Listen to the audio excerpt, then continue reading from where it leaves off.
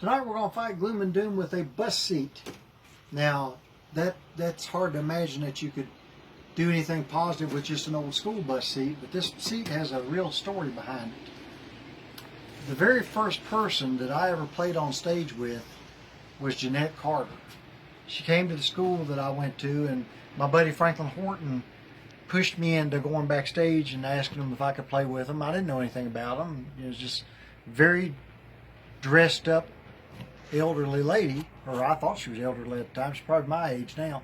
But anyway, I went and played with her, and it was pretty cool. And we did a song that I thought was an old bluegrass song called Jimmy Brown the Newsboy.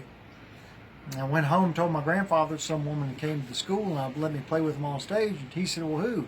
I said, Jeanette Carter, somebody. And he said, you played with Jeanette Carter? I said, yeah. He said, don't you know about the Carter family? And I said, no. So I got educated real quick on who the Carters were. Then I was impressed that she'd let me play with her.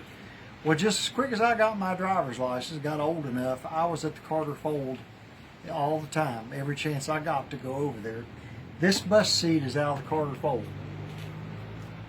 It's now auditorium style seating. They've upgraded everything, but when A.P. Carter was on his deathbed, he had Jeanette promise that she would keep his music alive. So they built a pole barn structure on a hillside, so it was a natural auditorium. The hillside looked down to the stage area, and they took the logs and split them in half and put carpet samples down the logs, and they took bus seats and nailed them to the logs too. So you had all this seating arrangements like that. They had the dance floor at the bottom, and it's still like that. They still got the dance floor like that, and it had big stoves in there. And during the winter, them things would turn fire engine red, and it would be burning hot in there, sweat pouring off of you, it'd be cold outside. But all the movement, all the people dancing kept you warm. And in the summer, the walls of that thing would swing open. There wasn't no such thing as air conditioning. So it would swing open. And the Carters had a big effect on me, especially Jeanette, and got to know Dale and Rita and her kids, and Joe Carter, her brother.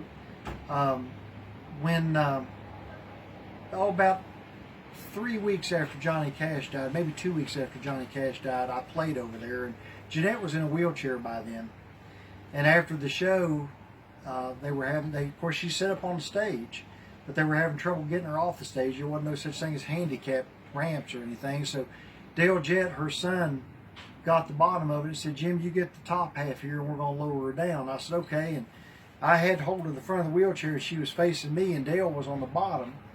And Jeanette said, now, boy, said, I don't know about this. And Dale said, Mama, you've done walked in faith all your life. Tonight you're going to roll in faith. Said, me and Jim ain't going to drop you. And we didn't. We set her down. That was the last time I saw her. And that was quite a memory. But when they renovated the Carter fold, Rita called me and said they had these old bus seats. And I went over and got me one, and I got Wayne Henderson one, and got somebody else one through Wayne.